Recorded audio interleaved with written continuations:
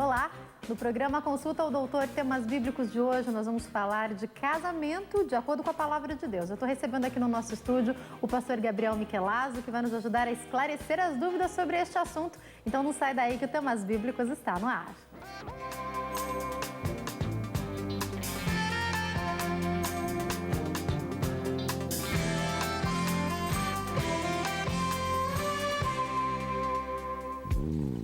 O programa Consulta ao Doutor, temas bíblicos está no ar. Boa noite a você que nos assiste do Brasil, de fora do Brasil via satélite, de qualquer lugar do mundo. Que prazer ter você aqui com a gente, viu? Sempre que acaba o nosso programa aqui, a gente recebe várias mensagens, eu recebo na minha fanpage, várias mensagens de pessoas elogiando, falando do programa. E agora a gente criou uma fanpage do Consulta ao Doutor, temas bíblicos para você.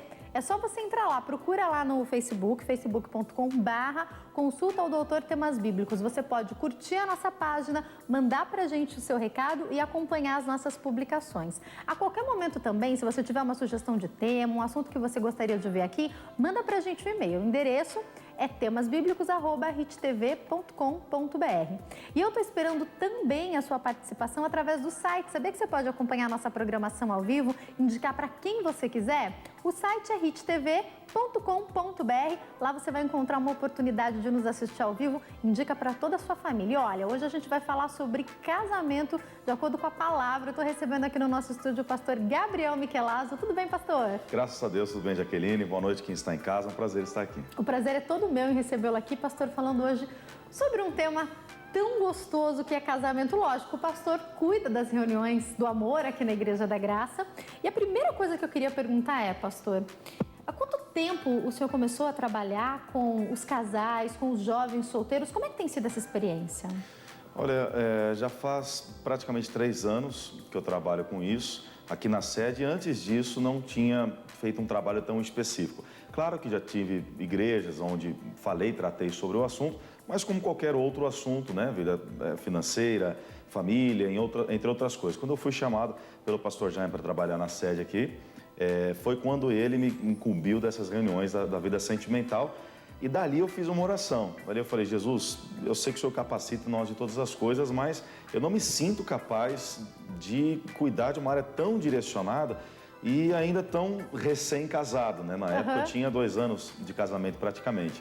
E ali, logicamente, veio aquela palavra que Deus não escolhe quem já é capacitado, mas muitas vezes capacita a quem é escolhido.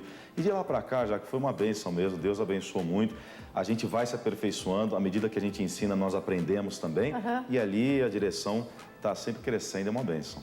Pastor, eu queria até fazer uma pergunta com relação a isso. Aliás, um beijo para a Bianca, que está nos bastidores, a esposa do pastor Gabriel, minha amiga.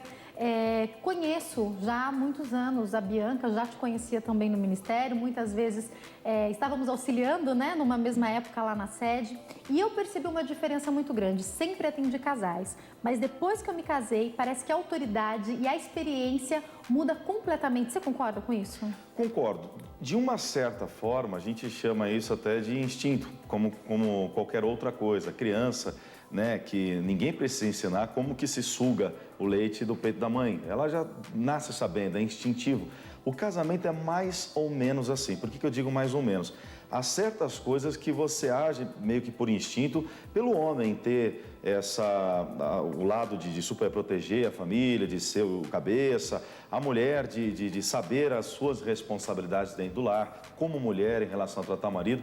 Mas, Jaqueline, se a gente for só no instinto, o casamento não dura. Então, assim, parece que você já entra, puxa, dá para ir, dá para levar, a gente mais ou menos sabe como que é. Mas se não houver um preparo, se não houver um conhecimento do que significa casamento, muita gente vai perecer, como muitos casamentos se acabam. Então, além desse lado mais instintivo, tem que ter um preparo, vamos dizer assim, 20% instinto e 80% instrução. Palavra de Deus, exatamente. Livros que auxiliam, muitos exatamente. livros, né, que auxiliam. Pastor, eu queria começar te perguntando, vamos começar pelo namoro? Sim. Começar pela escolha? Eu queria que você explicasse para nós qual a dica. Eu sei que tem muitos jovens que frequentam as nossas igrejas que também estão procurando alguém para se casar, querem se casar. Primeira pergunta é, a partir de quantos anos a gente pode dar uma idade para ser ideal o começo do namoro? Idade física não. talvez a idade mental, né? Porque a maturidade é o que mais interfere, né? Exatamente, é o que mais interfere. A gente vê, eu atendo hoje jovens de 18, 19 anos, que já são maiores, né? E não tem maturidade nenhuma para começar um relacionamento. E a gente se surpreende com jovens de 16 anos falando sobre namoro com uma propriedade extrema. Vem de família, né? A gente sabe que os exemplos dentro de casa são o primeiro espelho onde os jovens vão olhar e vão querer ser parecidos, porque se dentro de casa tiver um relacionamento destruído e inversão de valores, a mãe ensina uma coisa, o pai diz que é mentira e ensina outra, aquele jovem ele vai crescer com uma terceira opinião e para criar uma maturidade, para começar um relacionamento, vai demorar muito mais. Então, idade não tem muito a ver com isso. A gente tem que analisar a questão total, né, da família dele, a família dela, e analisar o momento certo. Não é idade, é momento certo.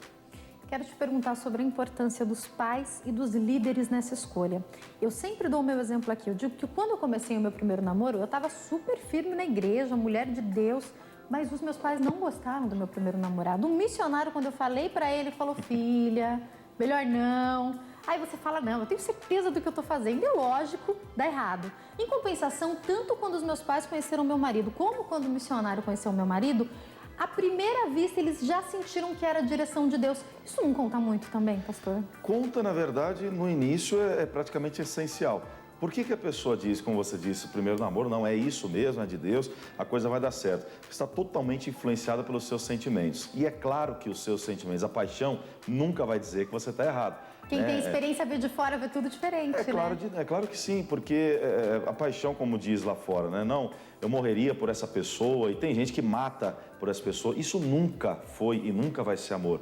Isso é paixão. Como você tem a paixão por uma pessoa em que você quer começar um relacionamento, às vezes você vai ter por um artista, por uma profissão, né? A gente sempre fala, né? Os maiores assassinos aí dos maiores famosos eram os maiores fãs. Então a gente tem que tomar cuidado com isso. A gente não está exagerando, é um mundo realmente real. Se a gente começar pelo que eu sinto, pelo que eu estou vendo, pelo que eu estou enxergando, com certeza não vai dar certo. Então a opinião dos pais e dos líderes é sumamente importante. É importante dividir com os pais esse momento. Eu me lembro que antes de eu começar a namorar com meu marido, eu conversei com a minha mãe e nós começamos a orar juntas. Então eu mostrei as fotos, eu estava orando com meu marido e a minha mãe estava orando junto. Não é importante esse momento? Principalmente, a gente sabe que infelizmente não são todos os jovens que têm essa intimidade com os pais, mas isso é legal, não é? Claro, porque se eu não converso com os meus pais é porque, principalmente o jovem, né? Claro, falando de todas as idades, mas o jovem principalmente, que quando não conta alguma coisa é que está pensando em fazer uma coisa errada. Então, se ele não está dizendo é porque tem alguma coisa ali que talvez não agrade os pais. Se não vai agradar os pais, será que aquilo vai fazer bem para ele? Então, eu acho que se já tem um consentimento dos pais, se tem um consentimento da liderança da igreja, do pastor, daquela pessoa, vai ser mais fácil para ela absorver as ideias, para seguir aquele relacionamento. E é claro que os conselhos sempre serão bem-vindos. E um outro ponto, Jaqueline, que a gente tem que observar, se eu vou apresentar aos meus pais alguém que eles não conhecem, isso vai ser válido para mim? Até que ponto eu vou ter o apoio deles? Se eles não conhecem, não sabem o que dizer. Por isso que eu digo que todo namoro, já que esse é o assunto do momento, deve começar de uma grande amizade. Toda boa amizade vai gerar um bom relacionamento de namoro e vai acabar em um bom casamento. Porque se eu não for amigo da pessoa que eu conhecer, eu nunca vou saber verdadeiramente quem é essa pessoa. E se não der certo, eu tenho um amigo. Então, nunca saio perdendo nessa situação. E quanto mais jovem mais tempo você pode curtir esse período da amizade. Porque, de repente, um jovem de, vamos dar uma idade, 15 anos, estão querendo começar a namorar, né, pastor? Hoje em dia até antes. Se você começa essa amizade segura, o máximo de tempo que você pode só com uma amizade, é melhor, porque uma pessoa de 15 anos vai começar a namorar e vai casar quando? Com 20, vai ficar 5 anos namorando? Tudo isso tem que ser levado em consideração, né? Exatamente, que a pessoa me pergunta muito sobre o tempo de orar. Quanto tempo que a gente tem que orar para começar um relacionamento? É 1 ano, são 6 meses? Como eu falei, esquece oração, esquece nesse momento, né? Esquece ficar nem é hora perguntando. disso, né? Não, busque conhecer aquela pessoa. Eu acho que se você um dia enfrentar um momento difícil e ver muitas amizades se afastando e aquela pessoa está do seu lado, se ela é uma boa amiga, como eu disse, ela vai ser uma boa namorada e vai ser uma boa esposa e vice-versa. Então, primeiro é ter essa amizade. Aí a coisa começa a confundir, né? Porque a amizade entre uma mulher naturalmente vai levar para esse curso. Então, a coisa está tá misturando, já estou começando a sentir algo diferente. Aí se vai orar nesse propósito. Mas eu acho que se você firmar uma excelente amizade e levá-la para dentro de casa como um amigo, como uma amiga, fazer os pais conhecerem, os pastores, os líderes conhecerem, na hora de falar sobre namoro, vai estar muito mais fácil. E uma coisa que você falou que é importante, pastor, a gente pensa muito, muitos jovens me perguntam, quanto tempo eu devo orar? Às vezes umas meninas mais novas querem começar a namorar, me procuram e falam, mas o que é isso de orar? Isso de orar, na verdade, é um momento de você conhecer a nudez espiritual do outro. Então não é uma questão de você orar 1 ano, de você orar 6 meses, orar... A questão não é essa, a questão é conhecer o caráter espiritual do outro, não é verdade, pastor? É engraçado que as pessoas perguntam quanto tempo orar, mas dificilmente elas perguntam o que se deve orar. Eu digo que a oração que deve ser feita nesse momento é qual? Jesus, tua palavra diz que o Senhor sonda o coração, conhece os pensamentos. Eu olho o que está diante dos meus olhos. Vejo, às vezes até na reunião, a pessoa parece uma pessoa de oração, parece uma pessoa espiritual, mas a Bíblia diz que nem todos que estão em Israel são israelitas. Então, o que essa pessoa tem no coração, se for me prejudicar ou for trazer algo negativo, então realmente que o Senhor me mostre que não é uma pessoa boa para mim. Se há algo no meu coração e eu vá fazer mal para essa pessoa, também me impeça, porque a gente sempre ora, se ela não for boa, não deixa, se a pessoa não for legal, não deixa. Só que eu sou legal, eu estou preparado para realmente começar um relacionamento, eu vou fazer bem para aquela pessoa, tem estrutura emocional para segurar um relacionamento, então essa é a oração que deve ser feita, que o coração seja exposto nessa hora. E se realmente não houver nada, o que se vê é o que se é, então aí sim pode começar um relacionamento. E tempo vamos dizer assim, algo relativo, de menos, né? É relativo, exatamente. Tudo depende da idade, depende, enfim, de várias coisas. Pastor, o senhor falou aí desse negócio da igreja, que nem todos que estão em Israel são israelitas, mas tem uma situação pior ainda, é a pessoa que quer começar a namorar com alguém que não é cristão. A Bíblia fala sobre o jugo desigual, que basicamente seria um carregar mais peso do que o outro. Eu conheço inúmeros casos, e tenho certeza que o pastor também, de mulheres, principalmente, já casadas, que se converteram depois de já serem casadas e passam por problemas porque esse marido não é casado. Agora, se você é solteiro, você pode escolher não passar por esse problema, mas tem jovem que escolhe, né? Qual a orientação que o senhor dá, pastor? Infelizmente, Jaqueline, escolhe por quê? Porque parece que lá fora a Bíblia diz que as trevas chamaram mais atenção do que a luz, e vai chamar. É claro que alguém que está lá fora vai conseguir chamar a atenção de uma maneira que alguém da igreja não vai conseguir, que é com a sensualidade, que é com a forma de abordar, que é com o papo lá de fora, que é diferente do nosso. Isso vai atraindo. Só que se eu sou luz, eu tenho que ser atraído por luz. Então, se eu não estou sendo atraído pela luz, mas pelas trevas, talvez eu não esteja plenamente na luz. Então, a gente tem que colocar no coração justamente isso e colocar diante de Deus. Deus, não deixa que as trevas chamem mais atenção do que a luz. Eu acho que a primeira coisa, lógico, além da aparência, que é inevitável... Não adianta fingir que não olha a aparência assim. É lógico que tem que olhar assim. Eu sempre gosto de dizer isso nas reuniões que eu faço. Eu gosto, vamos jogar desse ponto assim, eu gosto de pessoas de cabelo...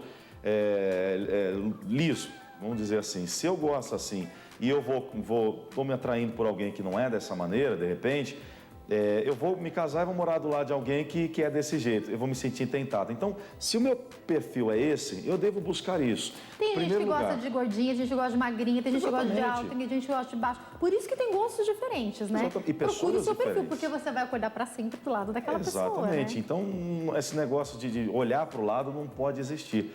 Quando você tem tudo o que você queria ter diante dos seus olhos, como você disse, todas as manhãs, todas as noites.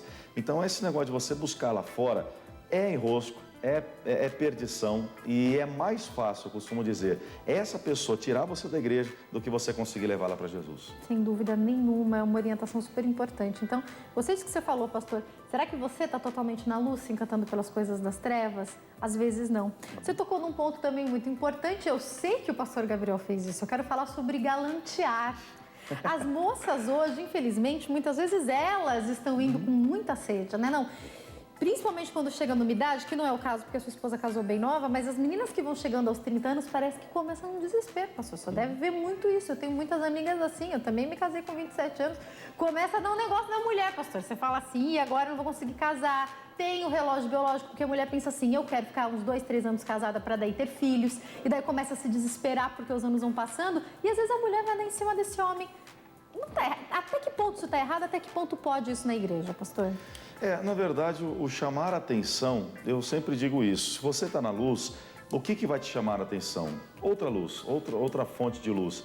Então, o que a gente tem que observar? Obviamente, sensualidade ou outros tipos de situações, artifícios, né? Que o mundo usa. Nós não devemos usar. Mas também a gente já não está naquele tempo, ou pelo menos a nossa igreja, o nosso ministério, jamais criticando outras religiões, outras denominações.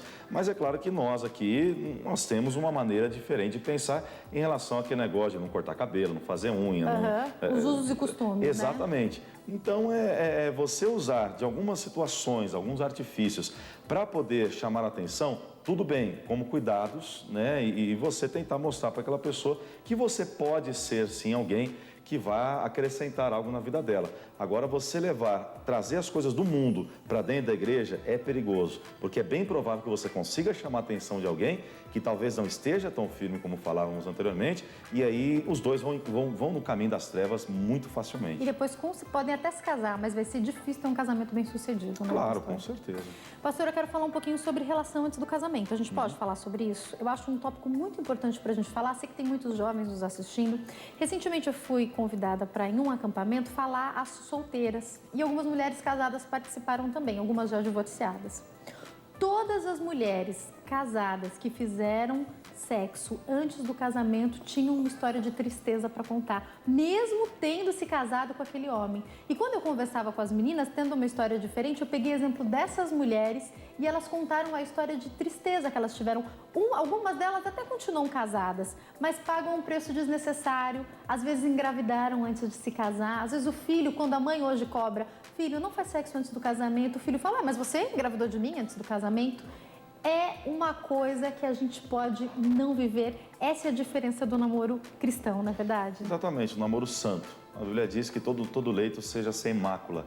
E a mácula, a mancha, é justamente isso. Claro que não só em relação a relações sexuais, em muitas outras coisas. De modo geral, exatamente, né? Isso poderia trazer prejuízo ao casamento. Mas o primeiro tópico, o primeiro ponto é realmente o relacionamento sexual. E o relacionamento sexual, relação sexual, não é o ato em si somente, porque tem muitos jovens ou pessoas de qualquer idade que querem descobrir o corpo da outra pessoa sem precisar chegar ao ponto de produzir uma gravidez ou um risco disso acontecer. E é claro que a pessoa quer. Só que o que a Bíblia diz? Que um abismo chama outro abismo. Então, se você conseguir ou forçar ver uma parte do corpo da outra pessoa ou com a mão chegar perto da parte íntima de uma outra pessoa, você não vai conseguir parar, né? Até o pastor Jaime costuma falar muito sobre isso.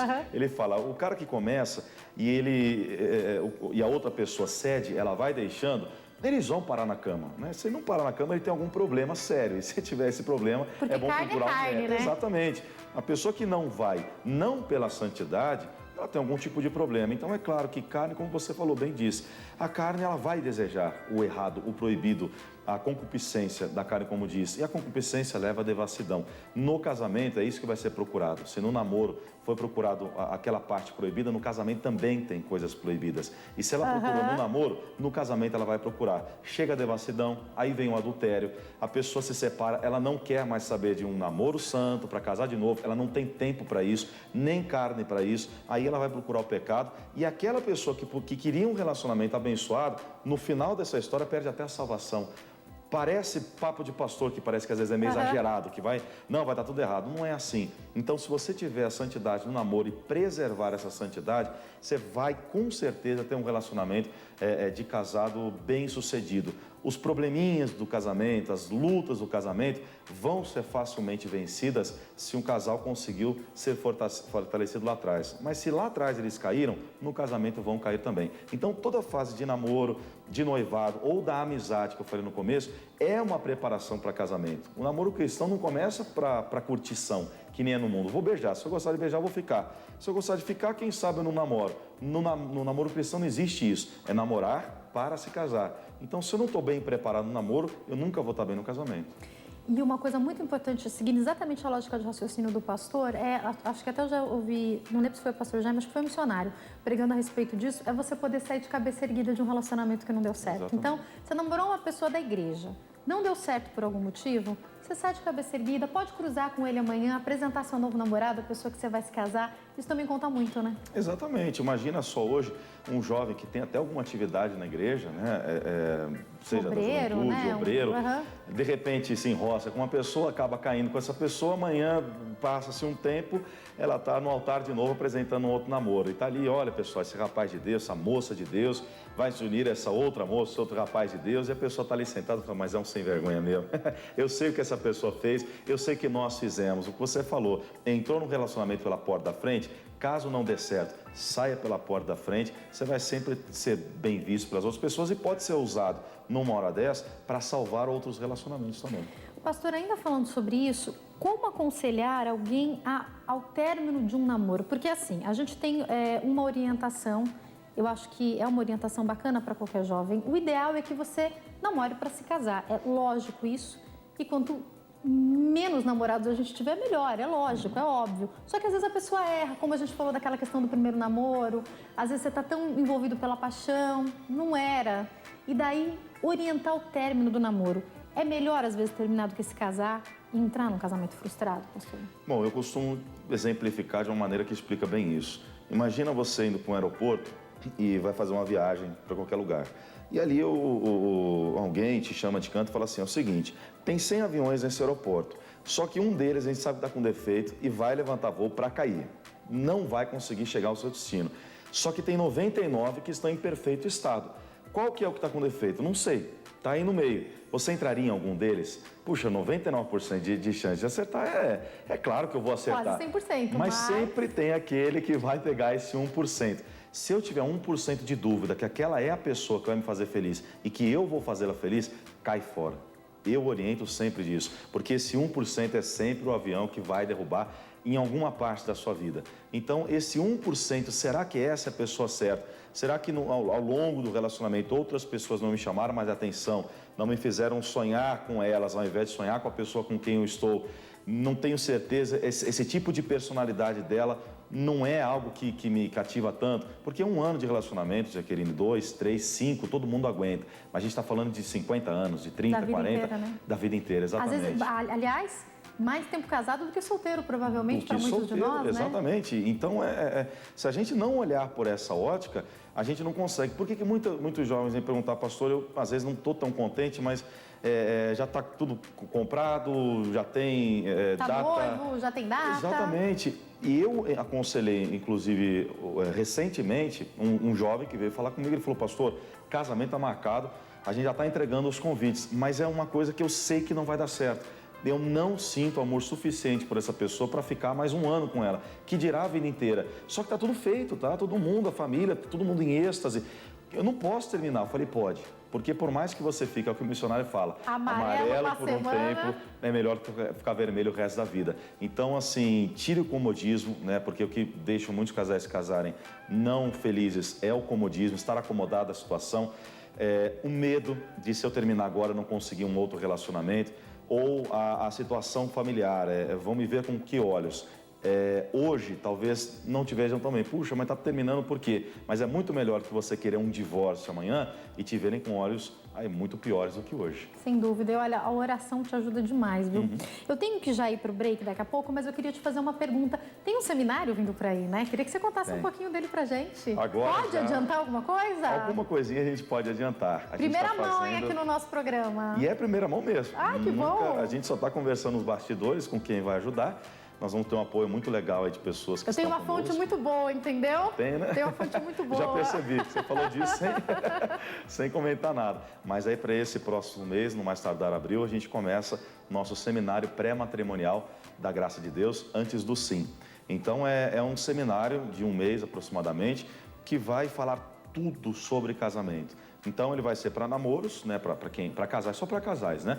Ou casais de namorados, ou casais de noivos, ou pessoas que já são, a gente não pode chamar de casado, que já né? moram juntas, né? Moram juntos, amigado, juntado, como dizem aí, ou que querem regularizar a sua situação. Então não é para casados oficialmente e nem para quem está solteiro querer bisbilhotar. São atividades... É uma preparação mesmo, né? É uma preparação. Dali, a gente quer que a pessoa, ao término, diga... eu quero realmente me casar com essa pessoa e eu já entendo sobre o casamento. O que eu falo? Só para dar a introdução Claro. e deixar o gostinho. Pode? Vai dar um pedacinho? Só a introdução. Introdução. Eu digo nesse seminário que é a mesma coisa que você vai fazer uma viagem de barco. Então você sabe para onde você quer chegar, o que você vai encontrar do outro lado, mas você não sabe como vai ser essa viagem. Você não sabe as condições climáticas que você vai pegar, não sabe o lugar certo onde você pode se refugiar de uma tempestade, como se refugiar de uma tempestade. Todo mundo que quer se casar sabe o que é casamento. Tem um amigo que é casado, tem os pais, né, talvez sejam casados, tem um exemplo de casamento, mas e nesse processo do casamento, o que eu vou encontrar? Essa preparação ajuda a esses casais a entenderem, a realmente driblar os problemas, a saberem o que eles vão enfrentar, o que vai ser inevitável e como enfrentar para chegar naquele grande dia e tá 100%. E olha, eu acho que isso é tão importante por conta de muitos problemas que os casados têm hoje. A gente tratando os que ainda não se casaram, a gente vai evitar esses problemas no casamento, né, pastor? Sim, essa ideia eu tive justamente de um jovem que veio falar comigo, uma jovem, aliás, uma garota, que veio falar comigo e disse assim, pastor, eu preciso de uma solução, porque eu tenho 9 meses de casada e o meu marido disse que não aguenta olhar mais na minha cara e quer divórcio. E já deu entrada na papelada. 9 meses, o cara não aguenta mais olhar para a cara dela. Então imagina só isso, meu Deus do céu, não está falando de 30 anos, 40 anos, que já não deveria acontecer. Então qual é o grande problema dos relacionamentos hoje? As pessoas entram no casamento sem saber o que é um casamento e o que vai acontecer no casamento. A gente quer prepará-las. E aí, já casou e tá com problema no casamento agora, como é que faz? Daqui a pouquinho eu vou perguntar para o pastor Gabriel. Vou para um break, daqui a pouco eu tô de volta falando hoje sobre casamento à luz da palavra de Deus. Sai daí não, já volto. Você sabia que 1 é o número de Deus, pois há um só Deus, um só Senhor? Como cardinal, indica unidade, Deus é o único Senhor. Como ordinal, indica primazia, Deus é a primeira causa em tudo.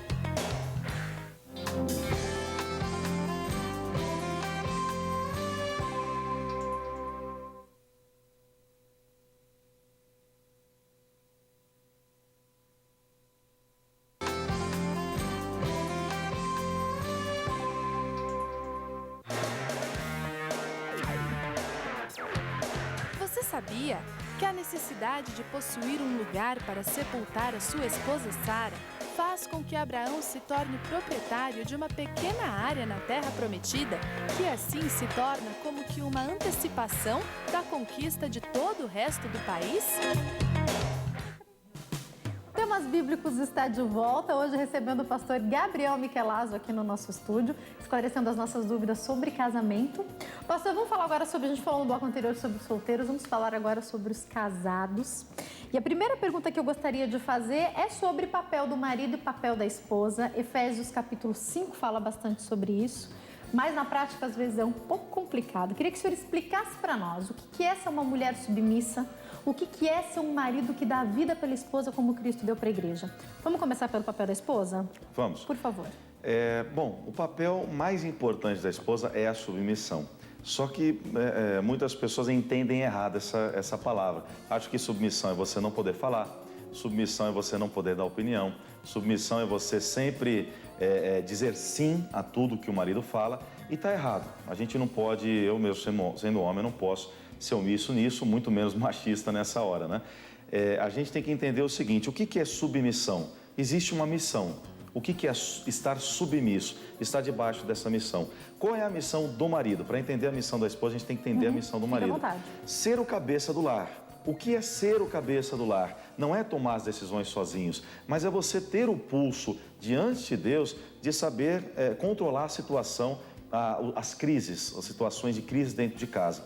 Essa é a missão do homem. Se a mulher ela está sob essa missão, então ela é a tal adjutora que Deus, ele disse no início, que deu a Adão. Então, na realidade, a mulher não está embaixo, ela está ao lado. Só que essa submissão, como a gente fala, é você apoiar. É a mesma coisa hoje, a gente poderia dizer, um governante e em países monárquicos, né, a gente sabe que é o rei. Mas o rei tem um conselheiro, né? No nosso caso aqui de república no país, nós temos os ministros, temos aí tantas pessoas que estão ao lado para tomarem decisões juntos com o presidente. Então é mais ou menos isso. A voz final não é do marido, mas em todo o processo de decisões e de julgar situações, a mulher tem que estar ao lado. Ela vai estar ao lado tanto para aconselhar, quanto para mostrar que o caminho está errado, quanto muitas vezes para colocar, não é esse o caminho, vamos por esse, tomar a mão do marido realmente e mostrar qual que é o lado certo. Então o papel da esposa é realmente levar a importância da palavra de Deus com sabedoria e mostrar para ele o que pode ser melhorado, ele na sua missão de cabeça da família, para que o papel de chefe de casa nunca perca as suas rédeas, nunca perca o seu verdadeiro caminho. Sabe, pastor, isso que o senhor está falando me faz pensar também na importância, portanto, da escolha. Porque, por exemplo, se um homem tem o chamado de ser pastor e ele se casa com uma mulher que não gosta de ir à igreja, pronto, já era. Como é que ela vai assumir a mesma missão, gente? Ou se uma mulher que é super ativa na igreja casa com um homem que só vai de domingo e olhe lá, pronto, ela vai ter um problema. Então, no namoro, você já tem que procurar alguém que queira chegar no mesmo lugar que você, porque fica muito mais fácil para a mulher assumir uma missão quando os dois têm o mesmo alvo, né? Exatamente. E uma das palavras que eu dou no seminário, quando a gente começar, o estudo já está totalmente pronto. É o de Provérbios que diz o seguinte... Você está vendo que de pouquinho em pouquinho ele está soltando aqui para a gente um pouco. É para dar aquele gostinho na boca.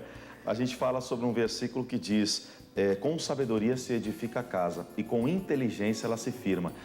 Todo mundo tem capacidade para se casar, mas muitas pessoas não têm capacidade para manter um casamento. O que traz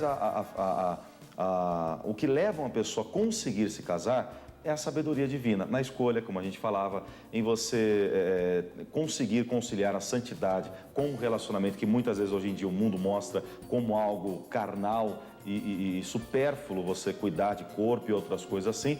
Então, a escolha, a sabedoria, ela é importante nesse passo. Mas se dentro do casamento eu não for inteligente, e essa inteligência não está ligada a QI, ela está ligada à inteligência de Deus, que é estratégias para você conseguir driblar os problemas, você não consegue segurar. É o tal da construção que Jesus diz que um construiu uma casa sobre a rocha e o outro sobre a areia. Os dois tiveram a sabedoria de como construir uma casa, mas um teve inteligência. Se eu construir sobre a areia, ela vai cair. Sobre a rocha, ela não cai. E quando veio o vento, as chuvas, e é interessante que esses dois versículos de Mateus falam que correram ventos, os rios, veio a chuva, sopraram aquela casa e uma ficou em pé e outra, a queda foi grande. Mas exatamente os versículos são idênticos, o finalzinho que muda. Ou seja, as pessoas que estão no mundo enfrentam problemas. Quem está no casamento enfrentam os mesmos problemas. Só que nós temos a inteligência de Deus para superar as adversidades. A Bíblia fala que a mulher sábia edifica a casa. Só que não é a mulher que edifica a casa. A mulher sábia edifica a casa. Então, o edificar está na sabedoria e não só na mulher. Então, dentro de um casamento, o casal tem que ser sábio. E é claro que é o papel também da mulher levar essa direção dentro do relacionamento para conseguir, como eu falei anteriormente, não deixar a peteca cair, né, como a gente diz. E agora, pastora, eu queria falar sobre uma coisa que depois de casada eu aprendi, é muito importante. Às vezes, vocês não vão chegar num acordo. Às vezes o homem vai continuar achando que é uma coisa e a mulher vai achar que é outra. Sei lá, aonde aplicar um dinheiro ou qual casa comprar. Às vezes isso vai acontecer. Tem muita coisa que a gente consegue resolver em oração. Eu me lembro que quando eu estava comprando a minha casa, eu e meu marido fomos ver uma casa que eu odiei.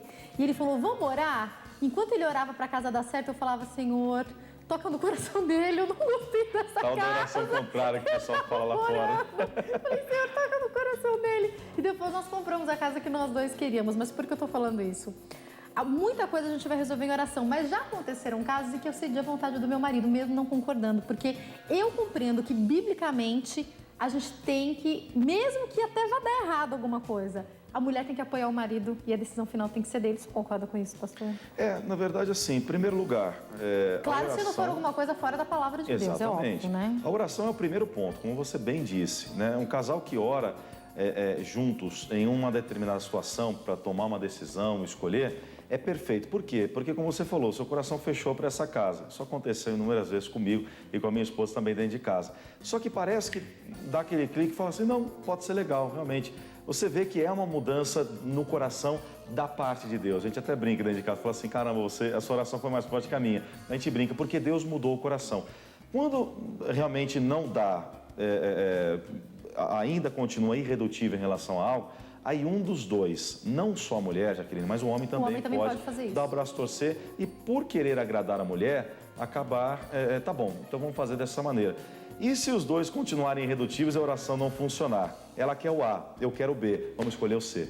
É a melhor alternativa. Procurar uma outra alternativa. Exatamente, uma alternativa em que a gente chegue a um denominador comum.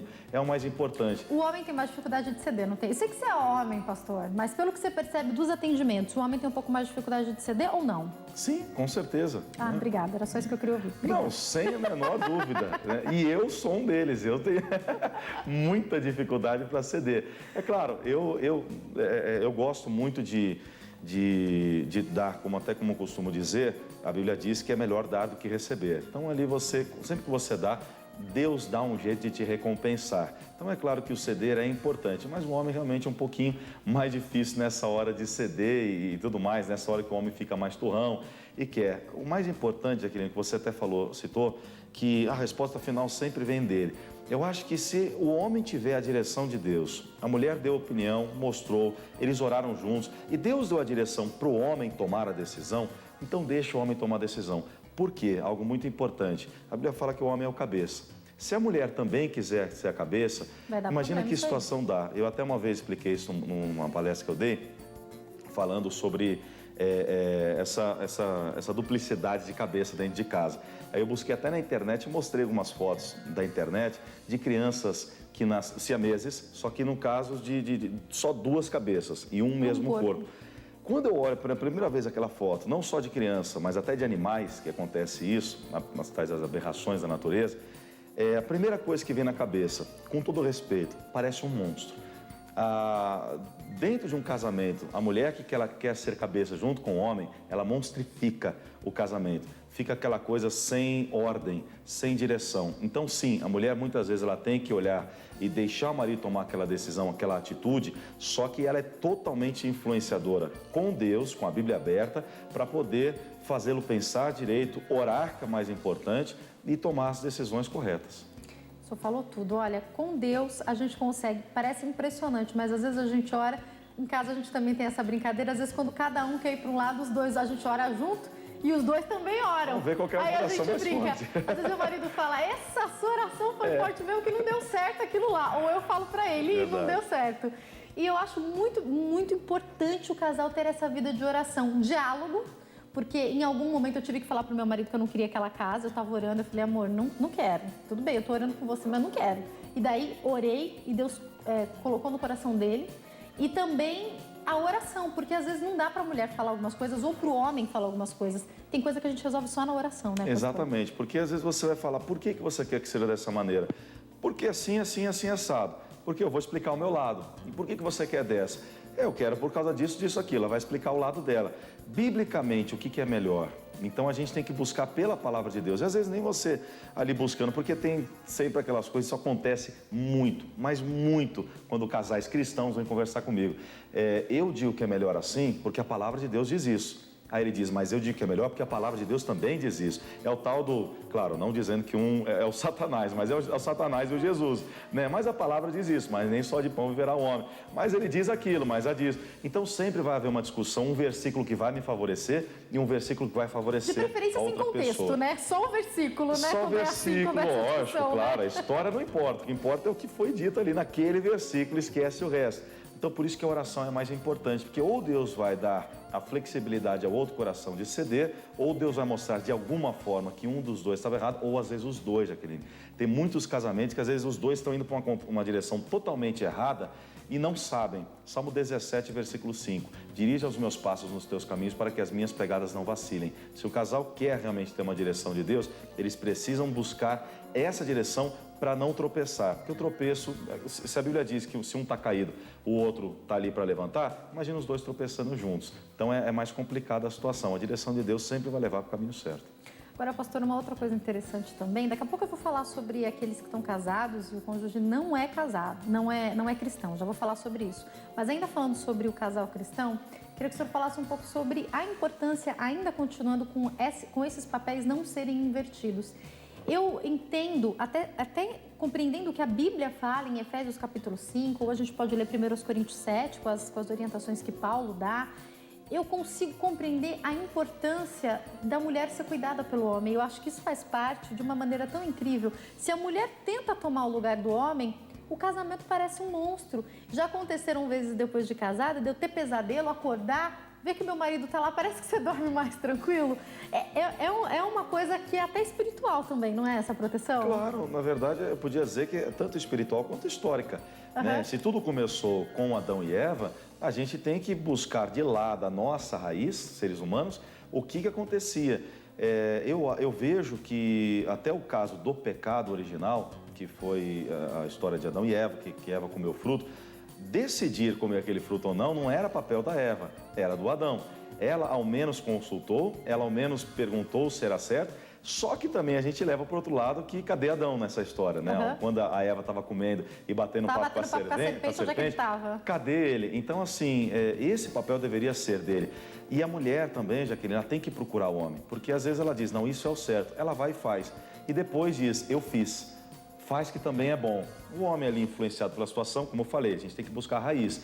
Influenciado naquela situação, tá bom, ela comeu no ar-condicionado, ela parece que está até mais, não sei, ela parece que está com um brilho diferente, né? Imagina Adão ali, não sei, a mulher parece que ela está mais bonita, que está com um brilho diferente, ela tinha comido, ela tinha pecado, algo que ele não conhecia, ele não tinha visto. Então, na hora que ele viu aquela mulher daquele jeito, ele aceitou, mas era papel dele mostrar, vamos analisar, já que ela está falando isso, vamos perguntar para Deus o que ele acha, vamos ver, se Deus disse que não, ela tão esperta dizendo que sim, até mesmo porque, já que a Bíblia diz que eles não tinham o conhecimento do bem e do mal. Era isso que o fruto iria dar para eles. Se eles não tinham o conhecimento do bem e do mal, eles eram inocentes, ingênuos. Por isso que ela caiu com tanta facilidade. E é por isso que a Bíblia diz que eles têm que estar juntos. Porque numa hora dessa, um ou outro vai acabar sendo ingênuo, como já aconteceu situações, né, no meu próprio casamento, que às vezes você vai pela ansiedade, vai pela cabeça, vai por aquilo, o próprio homem, e a mulher, ela está ali te alertando e você não ouve e acaba, às vezes, dando errado. Mas é papel do homem, sim, e a mulher tem que entender isso muitas vezes,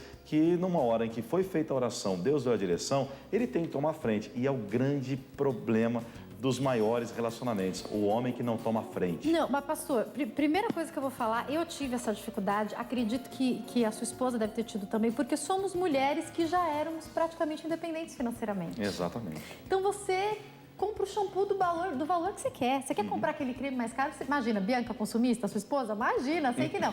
Tá acostumada com a cara dele. Só um pouquinho. Só um pouquinho. A gente solteira pode fazer o que quiser com aquele dinheiro. Por mais que o salário não seja tão grande, ele é todo seu.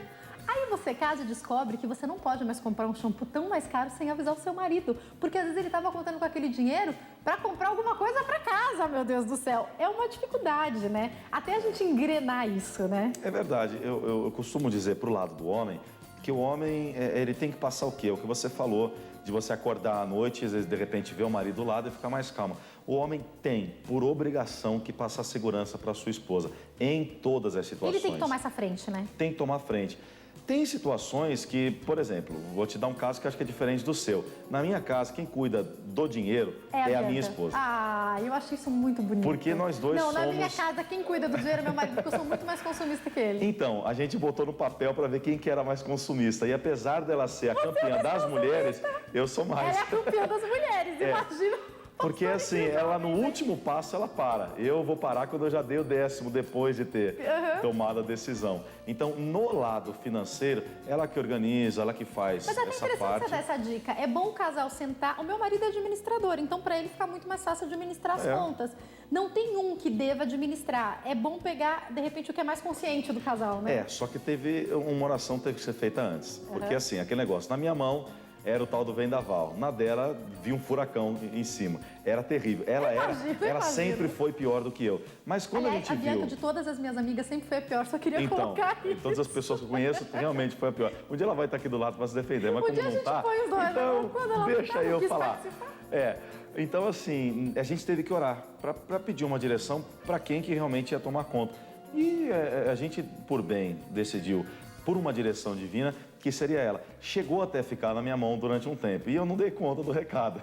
E a gente orou. E ela realmente criou uma consciência e se transformou numa outra pessoa nesse com ela ponto. sobre isso. Exatamente. Claro que ainda tem as... Ainda tem que dar uma segurada, né? Aquelas às vezes revistinhas tem de que... produtos cosméticos. Exatamente. essas coisas. Mas, de qualquer maneira, ela se sente segura. Porque quando ela faz as presepadas dela, eu que seguro as broncas, entendeu? Então, assim, ela olha, lascou, aconteceu isso, eu gastei, eu fiz, e agora? Ela vem para mim. Pro marido, lógico. Então, assim, o marido tem que passar essa segurança. Lógico que a gente está falando de uma situação corriqueira, que pode ser prejudicial, sim, ao relacionamento. Mas isso que você está falando é muito importante para os telespectadores verem, o senhor dando a sua experiência, dando a minha, que os pastores também passam por essas questões para serem ajustadas, sim, né? Claro que sim, não é porque...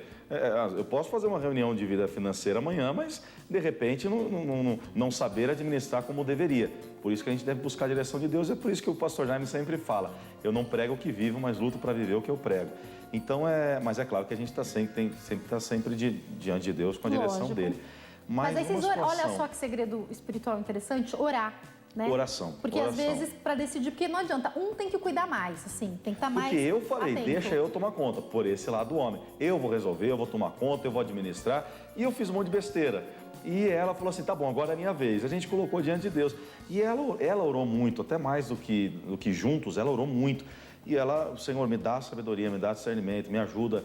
E de lá para cá, com toda sinceridade mesmo, foi praticamente resolvido problema de questão financeira dentro de casa. Não é questão de valores ou de salário, de quanto um ganha ou quanto o outro ganha, mas é questão de administração. Tudo na vida é administração. Aliás, falando nisso, uma boa pergunta sobre finanças eu penso assim, queria saber a opinião do pastor, casou, não tem meu dinheiro e seu dinheiro, é nosso.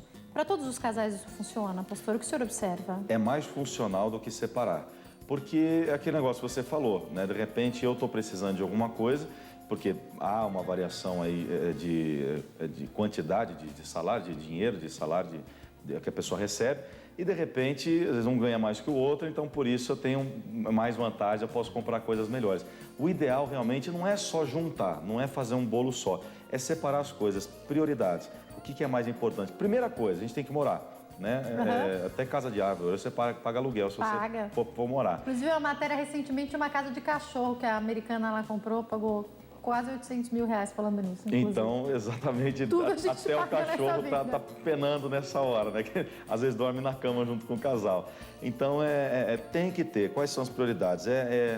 Moradia, é alimentação, é deixar aquela reserva, caso tenha aquele mês, tem PVA, IPTU, entre outras despesas, a multinha que às vezes o marido toma, né? Às vezes só que acontece e tem que pagar aquelas coisas. Eu tô só olhando aqui que ela tá ali só balançando a cabeça. Ela tá nos bastidores, a esposa dele, viu? Mas, depois a gente pode falar sobre isso, a gente. Então, tem que ter aquela reserva. Pronto, agora com o que sobrou, ou a gente pode investir em alguma coisa, vamos investir o quê? Em saúde, academia, alimentação, a gente vai mudar. Viagem no fim do ano. Viagem. Vamos guardar porque a gente quer ter filhos, enfim, exatamente. Né? Então, eu acho que tudo é sentar, colocar no papel e obedecer o que está no papel. Porque, geralmente, a gente faz a melhor administração do mundo, como se em um ano a gente fosse ficar milionário por causa de guardar aqui e guardar lá, mas sempre tem uma promoção nova, sempre tem um vestido novo que aparece. Sapato. Todos os meses aparecem novos dentro de casa. Pense numa centopeia, esposa do pastor Gabriel. Exatamente. Eu tô aqui nervosa, porque eu tenho pouco tempo para encerrar o bate-papo e eu prometi falar uma coisa, e é caminhando para o final do bate-papo, é a minha pergunta final, que é sobre aqueles que são casados com pessoas que não são cristãs. Eu sei que o culto de terça-feira também é para essas pessoas e eu gostaria que o senhor desse uma orientação. Qual a dica para quem é cristão e é casado com alguém que não é cristão, pastor? Em primeiro lugar, dentro das reuniões da terça-feira, o que mais tem, a maioria do povo, ou é solteiro e está ali buscando realmente alguém, né, de Deus para se comprometer, e outros são essas pessoas que vão sozinhas lutar pelos seus casamentos. Em primeiro lugar, é você colocar o que vale ou não a pena na sua vida. Porque tem muita gente que está lutando por uma obrigação religiosa. E ninguém é obrigado a lutar por aquilo que ela não acredita. Eu não posso te vender algo que eu não compraria. Eu não chegaria aqui e falaria, Jaqueline, compra isso porque é perfeito, é maravilhoso. Mas se você tivesse me oferecendo, eu jamais compraria e encheria de defeitos. Então, em primeiro lugar, eu tenho que dar valor.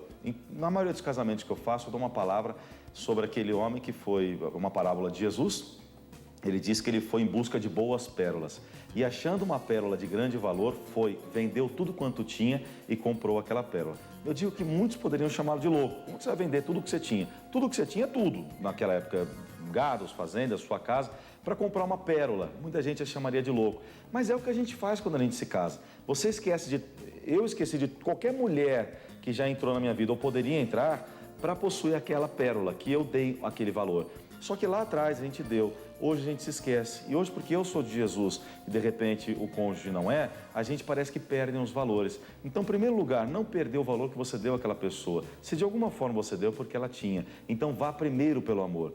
Segundo lugar, Deus nos deu ferramentas para nós agirmos de acordo com a palavra de Deus. É tempo de plantação. Eu costumo dizer, quem é casado com alguém que não é de Jesus, é a época dela plantar. Então ela vai ter que dar amor sem receber, ela vai ter que falar palavras bonitas sem receber, ela vai ter que plantar carinho e receber, às vezes, muitas vezes pancada, ela vai ter que calar a boca muitas vezes, enquanto vai ter que ouvir um monte, vai ter que engolir os tais dos sapos, mas tudo na vida é uma plantação. E como a Bíblia diz, o que se planta se colhe. Um dia essa pessoa vai ver que Jesus é realmente o foco principal da vida e ela vai acabar se convertendo.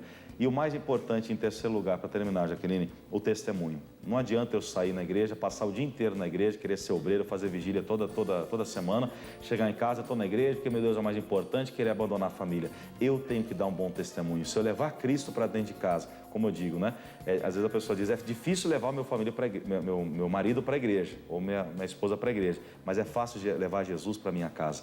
É fácil eu conseguir levar o bom testemunho. Então, através do bom testemunho, plantando sempre o amor, levando a palavra de Deus dentro de casa, em oração, santificação, e nunca tirando o valor que ela teve. Ela bebe, ela é agressiva, ela é isso. Mas você casou com ela, e casou porque viu alguma coisa boa nela. Então, reaveja aqueles valores do início do relacionamento e vá focado até o fim.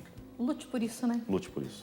Que pena que eu tenho que encerrar, eu queria falar mais tanta... Eu tenho que encerrar mesmo, né? Eu queria falar mais tanta coisa ainda. Tá bom, fazer o quê?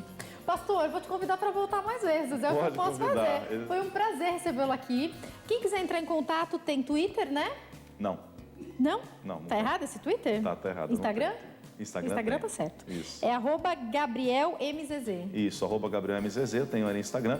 Tem o Facebook também, minha página, que é facebook.com/Gabriel Michelazzo. Acho que eles vão colocar no GCzinho ali, porque tem aí 2 Zs no meu sobrenome. Esse nome que complicado tá passando aí para vocês. Facebook e Instagram é mais fácil. E todas as terças-feiras? Todas as terças-feiras eu faço os cursos das 6 da manhã, 9, 2 e 7h30 na São João 791, no centro de São Paulo. E aos sábados, com o pastor Glauber Morari, também tá por lá no programa Movimento Jovem, né? Às 4 horas da tarde, no programa Movimento Jovem, a gente está fazendo uma parceria muito boa ali juntos. Muito bacana, parabéns, viu, pastor? Deus abençoe. Que Deus abençoe muito esse seminário, que muitos casais sejam alcançados. E ó, começa o seminário, daqui a pouquinho posso te trazer de novo, então? Tá combinado? Pode, que eu já venho até com testemunhos do seminário. Isso, uma boa ideia. E ó, já fica o convite à sua esposa, se ela quiser vir participar também, já pode vir a dupla, viu, Bibi? Muito obrigada hoje pelo seu carinho, pela sua audiência, foi muito bom ter você aqui com a gente. Eu te encontro amanhã no nosso programa às 2 da tarde, eu te encontro domingo que vem aqui no Temas Bíblicos às 8h30 da noite. Obrigada mais uma vez, pastor. Obrigado, querida. Uma ótima noite. Te espero então amanhã, tá? Fica com Deus, ótima noite. Tchau.